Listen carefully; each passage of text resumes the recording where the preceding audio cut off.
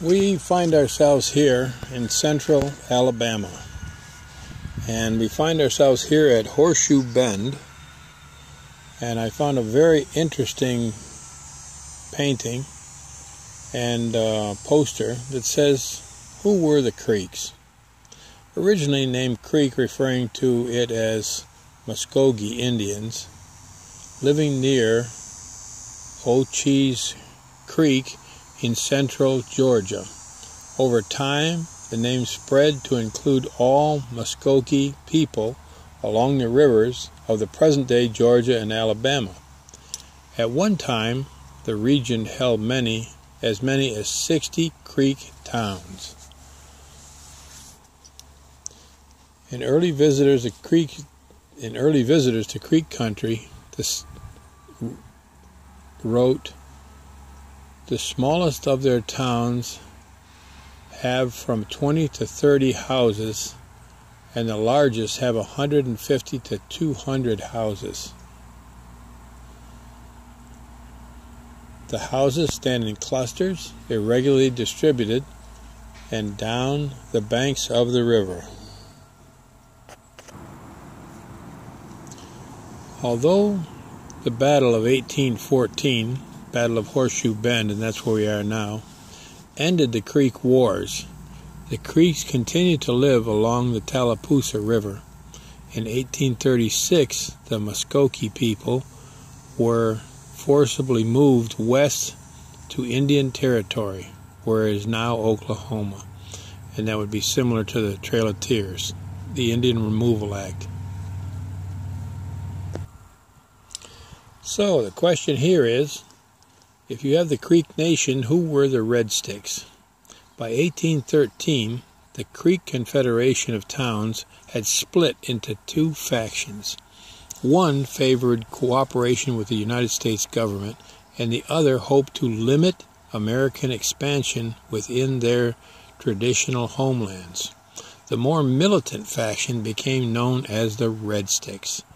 They painted their war clubs red. The color symbolized war. The Red Sticks fought Andrew Jackson here at Horseshoe Bend. Jackson used the split in the Creek society to his advantage, pitting allied Creek and Cherokee warriors against the Red Sticks. So again, we find ourselves here at Horseshoe Bend in Alabama. And as an overview to this whole park, and it is a must-see. I can't tell you everything because it gets so complex. But leading up to this was a division between the pro-United States people and the militants who did not want any more European expansion. But in a nutshell, this is the beginning of the end for the Creek Nation. Very, very powerful people controlling all of Alabama and a lot of Georgia. They came to blows several times before this battle, and the militants all ended up right here on Horseshoe Bend, right there. So they occupied this territory, and they built a wooden fortification across here, across those narrows. Now Jackson came in with his troops this way, set up cannon batteries here, and set up people all the way along this river around the bank to make sure the Indians didn't escape. And then when the Cherokee pretty much were over here, they didn't want to get left out of the battle, so they crossed this river and started attacking the village, which was right here. And when the Andrew Jackson's troops saw the smoke and heard all the gunfire, they attacked the fortification, which was right in here. In attacking that fortification, they overtook the Red Sticks, of course, which are right here in this one, and you're talking over 1,000 people. And they offered in the midway to surrender to them, actually, and turn them over to the Cherokee, which made them fight even harder because they did not want to be taken over and lived as slaves with the Cherokees. So they fought right to the bitter end, and the Andrew Jackson, losing not as many men, he threw all his soldiers, his dead and wounded, in the river. And this river literally ran red with blood. So red you couldn't even drink it or use it. He left all of the red sticks, or the ones that were defeated, he left them all lay out there unceremonially, so that they would just be shamed and not buried. He left them right there on the ground.